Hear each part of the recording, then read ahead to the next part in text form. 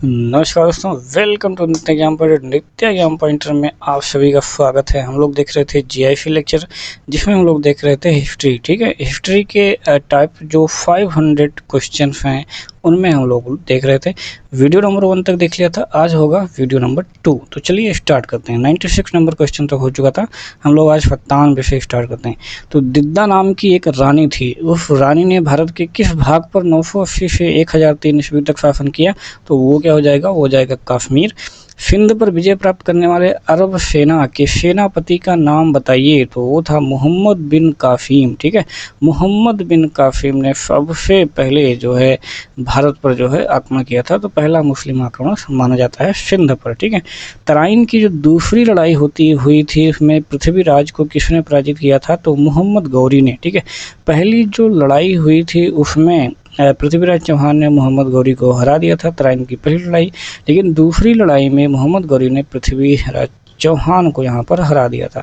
किस लड़ाई ने मोहम्मद गौरी के लिए दिल्ली क्षेत्र खोल दिया? तो वो थी तराइन की दूसरी लड़ाई, जब उन्होंने यहाँ पर पृथ्वीराज चौहान को हरा दिया। दिल्ली सुल्तान का शासक कब प्रारंभ हुआ? ठीक है, तो दिल्ली जो सल्तनत है वहाँ पर हम लोग देखेंगे ये प्रारंभ हुआ था कब? 1206 ईस्वी में। अजमेर में जो 2.5 दिन का झोपड़ा था वो किसने बनाया? वो कुतुबुद्दीन ऐबक ने बनवाया। किस शताब्दी में दिल्ली का कुतुब मीनार बनाया गया? तो 13वीं शताब्दी में बनवाया गया था। दिल्ली के सुल्तान का पद संभालने से पहले जो बलबन था वो किस सुल्तान का प्रधानमंत्री था? तो वो था नासिरुद्दीन का। दिल्ली सल्तनत का उद्धारक अगर पूछा जाए कौन था, तो वो थे इल्तुतमिश। ठीक है, इनको दिल्ली सल्तनत का उद्धारक कहा जाता है। चंगेज खान ने जलालुद्दीन का पीछा करते हुए किसके शासनकाल में भारत की सीमाओं पर आक्रमण किया था? तो वो था इल्तुतमिश। ठीक है, इल्तुतमिश। जलालुद्दीन का पीछा करते हुए चंगेज खान आया था किसके समय में? इल्तुतमिश के समय में। प्रसिद्ध जो फारसी त्यौहार है नौरोज, इसको किसने प्रारंभ किया था? बलबन ने प्रारंभ किया था। Very important. रजिया सुल्तान किसकी बेटी थी? तो अल्तमश, यानी कि जिसे इल्तुतमिश कहा जाता है, इल्तुतमिश की बेटी थी। वे 2 वंशज कौन थे जिन्होंने खिलजी शासकों से तत्काल पहले और बाद में शासन किया? तो उसके पहले जो है सैयद वंश और उसके बाद में लोदी वंश। ठीक है, स्वयं को दूसरा सिकंदर यानी कि सिकंदर फ़ानी कहने वाला सुल्तान कौन था? तो वो था अलाउद्दीन खिलजी। दक्षिण विजय करने का जो मिशन था वो अलाउद्दीन खिलजी ने किसे सौंपा था? तो एक था उसका हिजड़ा। ठीक है, मलिक कफूर। ठीक है, यहाँ पे काफूर लिखा है, मलिक काफूर भी कह सकते हैं। उसको जो है सौंपा था दक्षिण विजय प्राप्त करने के लिए। तो वह सुल्तान कौन था जिसने खलीफा के अधिकार को मानने से इनकार कर दिया था? तो वो भी अलाउद्दीन खिलजी था, जिसने खलीफा के अधिकार को मानने से इनकार कर दिया था। वर्तमान दौलताबाद, जहाँ पर मोहम्मद बिन तुगलक ने दिल्ली से राजधानी को स्थानांतरित किया था, किसके समीप है? तो वो है औरंगाबाद के समीप। मनियरों का राजकुमार किसे कहा जाता है? तो वो कहा जाता है भाई मोहम्मद बिन तुगलक को। ठीक है, मोहम्मद बिन तुगलक को, यानी कि MBT को कहा जाता है। लोदी वंश का संस्थापक कौन था? तो वो था बहलोल लोदी। दिल्ली सल्तनत का अंतिम वंश कौन था? तो वो लोदी वंश ही था। उसके बाद आ जाएंगे हम लोग सूफी परंपरा में देखेंगे। तो सूफी परंपरा में जो पीर होते थे, पीर से क्या अभिप्राय है? तो पीर जो होते थे वो क्या होते थे? सूफियों के गुरु होते थे। सूफी आदेशों को किस नाम से जाना गया? तो सिलसिला के नाम से जाना गया। ठीक है, तो इनके आदेशों को सिलसिला के नाम से जाना जाता है। सूफी सिलसिला, कई सारे सिलसिले बाद में चलेंगे। भक्ति प्रचारक शंकर देव जो थे वो किस प्रादेशिक भाषाओं का उपयोग करके उसे लोकप्रिय बनाया? ठीक है, तो असमिया भाषा का प्रयोग करते थे वो। ठीक है, किसका? असमिया भाषा का प्रयोग करते थे। अब हम लोग आगे बढ़ेंगे और देखेंगे उससे आगे। तो फटाफट ऐसे ही हम लोगों को क्या करना है, 1 लाइनर में कंप्लीट कर लेना है। आपके पास कोई भी बुक हो तो वहाँ से भी आप 1 लाइनर, खास करके लूसेंट हो, यूनिक की हो, तमाम सारी आती हैं, वहाँ से आप फटाफट तैयार कीजिए। एनालिटिक्स एक पवित्र ग्रंथ है, उसको कन्फ्यूशियसवाद यानी कि कन्फ्यूशियन धर्म का माना जाता है। विजयनगर राज्य की स्थापना किसने की थी? तो संगम वंश ने की थी। गोवा के महत्वपूर्ण महत्वपूर्ण किले को बहमनियों से छीनने वाला प्रथम विजयनगर का शासक कौन था? तो हरिहर सेकंड था। कृष्णदेव राय किस राजवंश के शासक थे? तो वो विजयनगर साम्राज्य के शासक थे। तेलुगु कृति है आमुक्त माल्यद, उसके लेखक कौन था? वो था कृष्णदेव राय। हम्पी के स्मारकों के समूह का निर्माण किसने किया था? तो वो 1565 ईस्वी में इसका निर्माण कराया गया था। मरमर वीथी से जो गोल गुंबज है उसका निर्माण किस शासक द्वारा किया गया था? तो मोहम्मद बिन तुगलक द्वारा। गोल गुंबज कहाँ पर है? तो वो बीजापुर में है। चित्तौड़ की कीर्ति स्तंभ को किसने बनवाया था? तो राणा कुंभा ने बनवाया था। ठीक है।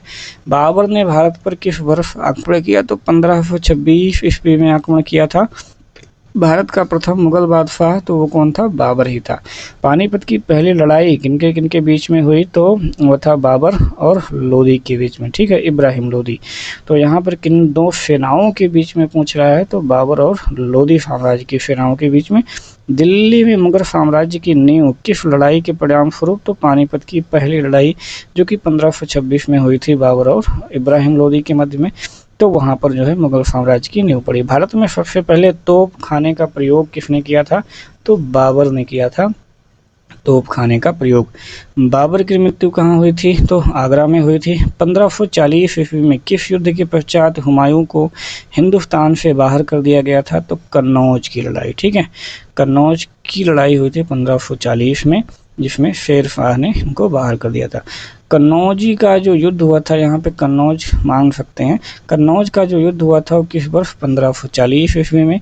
हुमायूं के मकबरा जो था उसके वास्तुकार कौन थे? तो वो थे मिर्जा गियाथ। अकबर किस वर्ष की आयु में सम्राट बना? 13 वर्ष का ही था तभी वो सम्राट बन गया था। पानीपत की द्वितीय लड़ाई किन दो सेनाओं के बीच में हुई? तो पानीपत की अकबर और हेमू। ठीक है, अकबर और हेमू के बीच में लड़ा गया था। रामायण का अनुवाद फारसी में किसने किया? तो बदायूनी ने किया था। आईने अकबरी ये जो पुस्तक है इसके लेखक कौन है? तो इसको लेखक हैं अबुल फजल। वह प्रसिद्ध जैन विद्वान कौन था जिसका अकबर बहुत सम्मान करता था? तो वो थे हरि विजय।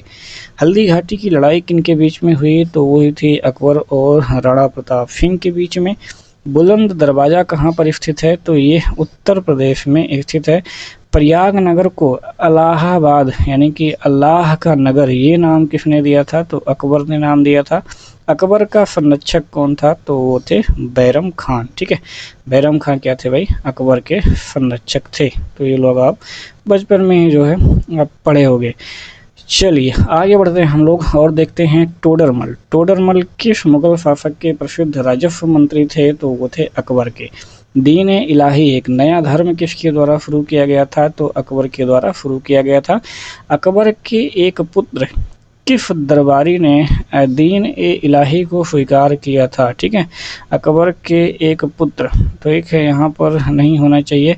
अकबर के एक पुत्र यहाँ से कैंसिल कर दीजिए। तो अकबर के किस एक दरबारी ने दीन ए इलाही को स्वीकार किया था? तो बीरबल ने स्वीकार किया था। जब ईस्ट इंडिया कंपनी का गठन हुआ तो उस समय भारत का मुगल बादशाह कौन था? तो अकबर ही था। किसके शासनकाल में तुलसीदास ने रामचरितमानस लिखा था? तो वो भी अकबर का ही शासनकाल इसमें चल रहा था। जहांगीर का अर्थ क्या होता है? तो जहांगीर का अर्थ होता है जहांगीर यानी जहां को जीतने वाला यानी कि विश्व विजेता। इंग्लैंड के तत्कालीन राजा जेम्स द्वारा जहांगीर के शाही दरबार में राजदूत के रूप में किसको भेजा था? तो हॉकिंस को भेजा था। राजकुमार खुर्रम आगे चलकर सम्राट कहलाए। कौन से सम्राट? तो शाहजहां के नाम से फेमस हुए। ठीक है, खुर्रम। शाहजहां का जो प्रसिद्ध तख्त ताउस था वो 1739 ईस्वी में कौन ले गया भाई? तो वो ले गया था नादिर शाह। ठीक है, नादिर शाह यहाँ से ले उड़ा था। अगला हम लोग देखेंगे मोती मस्जिद किस नगर में स्थित है? तो आगरा में स्थित है। मुगल शासक ने संगीत और नृत्य पर प्रतिबंध लगा दिया था। तो वो लगा दिया था औरंगजेब ने। ठीक है, औरंगजेब ने प्रतिबंध लगा दिया था। औरंगजेब का उत्तराधिकारी कौन हुआ? तो वो हुआ मुअज्जम। ठीक है, औरंगजेब की मृत्यु कब हो गई थी? 1707 ईस्वी में। इसके 3 पुत्र थे, तीनों पुत्रों में जो है घमासान हुआ और फाइनली जो है मुअज्जम बहादुर शाह प्रथम के नाम से राजा बना, बादशाह बना। तो लाल किले का निर्माण किसने करवाया था? तो शाहजहां ने करवाया था। मुगल भवनों में से किसमें यह अन्य विशेषता बताई जाती है कि वह लंबाई और चौड़ाई में बिल्कुल बराबर है? तो वो है ताजमहल। ठीक है, ताजमहल के वास्तुकार कौन थे? तो उस्ताद अहमद लाहौरी थे। शेर खान ने हुमायूं को 1539-1540 में किन दो स्थानों पर पराजित किया? 1539 में चौफा का युद्ध होता है और 40 में कन्नौज का युद्ध होता है। ठीक है, चलिए। शेर शाह द्वारा निर्मित जो ग्रैंड ट्रंक रोड है वो पंजाब को किसके साथ में जोड़ती है? तो पूर्वी बंगाल। ठीक है, पंजाब को पूर्वी बंगाल से जोड़ती है। नाना फडणवीस का मूल नाम क्या था? तो वो था बालाजी जनार्दन भानु। उस मराठा राजा का नाम बताइए जो कि औरंगजेब से बहादुरी से लड़ा था? तो वो है शिवाजी। ठीक है, शिवाजी ने बहादुरी से लड़ा था। शिवाजी को पकड़ने के लिए औरंगजेब द्वारा किस जनरल को भेजा गया था? तो शाइस्ता खान को भेजा गया था। 1700 ईस्वी में राजा राम की मृत्यु के बाद मराठों ने मुगलों के विरुद्ध युद्ध और उसकी वीर पत्नी किसके नेतृत्व में? ताराबाई, उनकी वीर पत्नी थी ताराबाई, उनके नेतृत्व में जारी रखा था। शिवाजी के राज्य की राजधानी क्या थी भाई? तो शिवाजी के राज्य की राजधानी थी रायगढ़। लड़ाकू जो पेशवा थे वो किसको कहा जाता है? बाजीराव प्रथम को कहा जाता है। पेशवाओं का संस्थापक कौन था? तो वो था बालाजी विश्वनाथ। ठीक है, तो पेशवाओं का संस्थापक कहा जाता है। तो यहाँ पर हम लोग देख रहे हैं काफ़ी महत्वपूर्ण और ऑनलाइन में ऐसे क्वेश्चन हैं जो कि फटाफट कंप्लीट भी हो जा रहे हैं, तो इनको एक बार देख लेते हैं। एग्जाम में आपके यहीं से ही आने की संभावनाएं पूरी हैं। प्रथम आंग्ल मराठा युद्ध ये कौन सी संधि द्वारा समाप्त हुआ? तो सालवाई की संधि द्वारा समाप्त हो गया था। अंग्रेजों द्वारा कलकत्ता में निर्मित दुर्ग का नाम क्या दिया था? तो कलकत्ता में जो था उसका नाम था फोर्ट विलियम। भारत में डच सबसे प्रारंभिक उपनिवेश कहाँ था? तो डचों का सबसे प्रारंभिक जो उपनिवेश था वो कहाँ पर था? मसूलीपट्टनम में था। अंग्रेज शासक चार्ल्स द्वितीय को किसकी राजकुमारी से विवाह करने के लिए बम्बई दहेज में दिया गया था? तो पुर्तगाल की राजकुमारी थी, इनसे शादी किया गया और बम्बई इनको दहेज में मिला। पुर्तगाली यात्री वास्को डी गामा का कालीकट आने पर भव्य स्वागत करने वाले भारतीय राजा का नाम? तो जमोरिन ने जो है इनका भव्य स्वागत किया था। भारत में सबसे पहले, ठीक है, यहाँ पर थोड़ी सी मिस्टेक है, सबसे पहले आने वाले और सबसे बाद में जाने वाला देश कौन था? तो पुर्तगाली। ठीक है, सबसे पहले आए सबसे बाद में गए। पुर्तगालियों द्वारा कालीकट से ले जाने वाले कालीकट के जो सूती कपड़े थे वो यूरोप में आमतौर पर क्या कहलाते थे? ठीक है, तो वो कहलाते थे कैलिको। ठीक है, अपने शासन के दौरान अंग्रेज किसानों को असम में क्या उगाने के लिए मजबूर करते थे? तो असम में चाय उगाने के लिए लोग मजबूर करते थे। गुरु नानक का जन्म, ठीक है, चलिए ऊपर थोड़ा सा देखेंगे कि गुरु गोविंद सिंह द्वारा जो खालसा पंथ की स्थापना की गई थी 1699 ईस्वी में। गुरु नानक का जन्म कहाँ पर हुआ था? तो तलवंडी में हुआ था। गुरु नानक का उत्तराधिकारी गुरु अंगद सिंह होते हैं और सिखों के अंतिम गुरु कौन होते हैं? गुरु गोविंद सिंह होते हैं। रणजीत सिंह को राजा की उपाधि किसने दी थी? तो जमान शाह ने दी थी। नादिर शाह के आक्रमण के समय दिल्ली का शासक कौन था? तो मोहम्मद शाह रंगीला था। ठीक है, एक उपनाम था रंगीला। अवध के स्वायत्त राज्य का संस्थापक कौन था? तो वो था सादत खां। ठीक है, अवध राज्य की स्थापना करने वाला। टीपू सुल्तान कहाँ का शासक था? तो ये था मैसूर का शासक। तथा कथित जो काल कोठरी की दुर्घटना हुई थी वो कब हुई थी? तो उसमें क्या था, 123 अंग्रेजों को एक छोटे से कमरे में तथाकथित कैद कर दिया गया, जिसके फलस्वरूप उनमें अधिकांश की मृत्यु हो गई थी। ठीक है, चलिए, तो 1757 में प्लासी के युद्ध में सिराजुद्दौला के साथ किसने विश्वासघात किया था? तो सिराजुद्दौला का सेनापति था मीर जफर। ठीक है, ये अंग्रेजों से मिल गया था। प्लासी की लड़ाई किनके बीच लड़ी गई? तो 1757 में हुआ था बहुत फेमस सिराजुद्दौला और रॉबर्ट क्लाइव के बीच में। पुर्तगाली जो संस्कृति है उसके अवशेष भारत में कहाँ पाए जाते हैं? तो गोवा में खास करके पाए जाते हैं, क्योंकि इनका जो है जमाव वहाँ पर सबसे ज़्यादा था। किस युद्ध से भारत में फ्रांसीसियों के भाग्य का जो है निर्णय हो गया? तो वो था वांडीवास का युद्ध। ठीक है, वांडीवास की लड़ाई। तो स्वामी दयानंद सरस्वती ने प्रथम आर्य समाज यानी कि 1875 ईस्वी में की थी। कहाँ पर की थी? तो मुंबई में की थी। ठीक है, आर्य समाज की स्थापना। औपनिवेशिक भारत में जो आर्य समाज थे, आर्य समाज स्थापित करने वाले कौन थे? तो वो थे स्वामी दयानंद सरस्वती। ठीक है, यहाँ पर हम लोगों ने आज भी 100 क्वेश्चन जो है सॉल्व कर लिया है। तो ऐसे जो है 2 डेज 3 डेज 5 डेज में हम लोग ये पूरा इतिहास जो है कंप्लीट कर लेंगे, ठीक है। और भी बाकी जो सब्जेक्ट हैं आपके जीएस के वो भी जल्द ही साथ साथ में ही जो है आपके स्टार्ट हो जाएंगे।